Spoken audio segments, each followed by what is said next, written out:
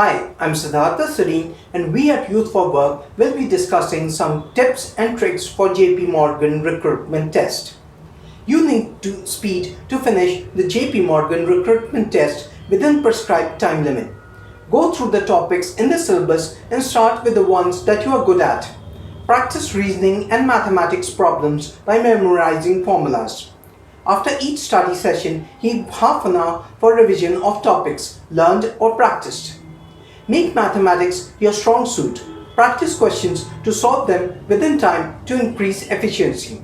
The trick here is to mug up math formulas by heart, so they come in handy while solving a problem. Become smart by attempting questions that you are sure of first. Then come to the questions that you're in doubt, but attempted them anyway. Remember, negative marking is not a factor here, therefore attempt all questions. Solve previous year's papers. They will give you a brief idea about the exam pattern, types of questions, etc. For that, you can refer to the Prep Guru app by Youth for Work. The link of the app is given in the description below. So if you value the content of our video, please like, share and comment on our channel.